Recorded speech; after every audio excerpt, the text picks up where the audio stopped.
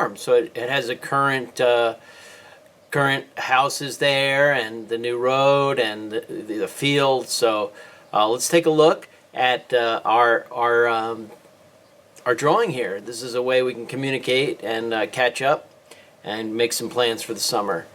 So nice bird's eye view of the property, and it's exciting to see the farmer. Erlen's ready to go and planting, and we're getting ready for our CSA. Please let me know if I can help out in any way. I really want to help market that, and I'm looking forward to copious amounts of food and fresh produce to share with not just ourselves but surrounding community.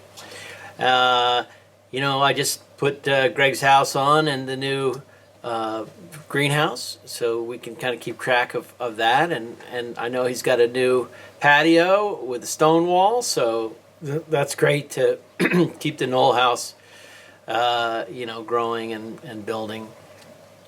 So I want to talk about the pond this summer. We're going to have an effort, bring a team, and try to finish the pond out. We got to just put some bentonite clay on it, and it looks like it's already got a lot of water in it and holding water, so that's exciting. But it's a vernal pond, so it'll leave. So if we can find a way to fill it and then retain the water, that's what I'm working on now. I got some backflow valves that I'm working on, and so that's an exciting project.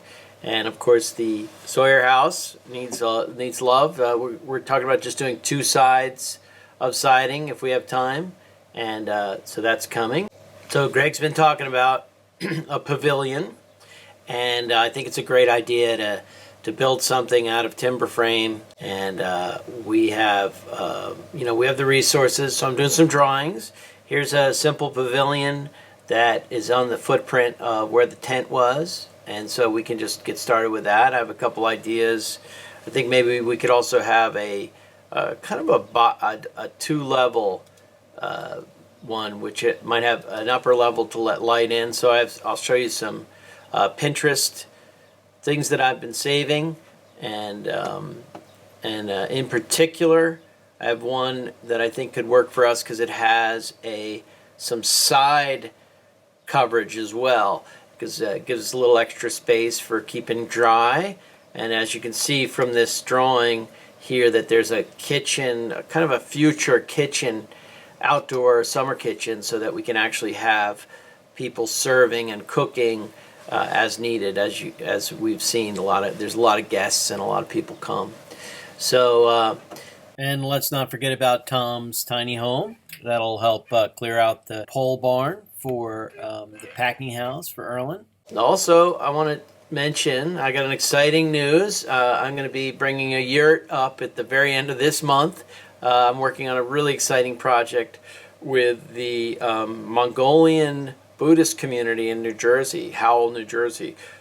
So they have a Buddhist temple, but they're losing their culture, and they want to have a connection to their Mongolian roots and hand that off, bridge that to the next generation. And a lot of organizations and communities are struggling with handing off things to the next generation. I know at Bluestone we're thinking about that too.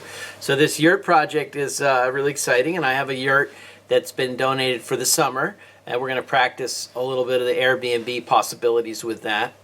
And can act as a little community center for now because it's central, and we can have guests there and whatnot and hang out. Not only that, I am committed to the community center, and that's one of the main reasons I continue to do this architecture even with other communities. It's kind of what I do and what I'm interested in. So that's a very expensive long-term commitment. So if we want, I have a wholesale relationship now with the Mongolian Yurt Factory. These are very affordable, beautiful spaces, lots of character. We could create a Mongolian yurt, or just a yurt community center, temporary building. The planning and zoning, I think, can deal with it. It's like a tent, but it really behaves like a building. And then if we want to, if things are going well with that, we could pepper in a few other little ones, maybe on my property, or as a way to create an income stream for funding our future community center and funding many of the projects that we want to do. So if you guys are up for that, we can talk more. Love to have like a founders meeting about Airbnb and income streams from that kind of stuff. It's exciting. The Google Earth has the 3 new houses in, so I put some just kind of blocked out buildings there to show what's there. I'm working with the greenhouse and decks with Neil and Denton and future greenhouses. So we're keeping track of all the work we're doing through this 3D drawing. It's pretty effective, and we can all see it and make good decisions long term. Even when I'm not around, we can talk things through. Also, this new garden at the end is going to be growing, and we do need to discuss a packing house for Erland. I think we're going to do a tiny home for Tom, which we saw earlier, and that takes the pole barn, can be cleaned out and used as a packing house. So when we do this, we need to discuss more. And also, we got a teepee to put up this summer. We've already talked about bringing some of the students up to help with that. And I think you guys we'll finish up the deck, and then there could be a teepee raising this summer for fun for the community and create like an experience. That area is actually, that field is also another place. If I can get these affordable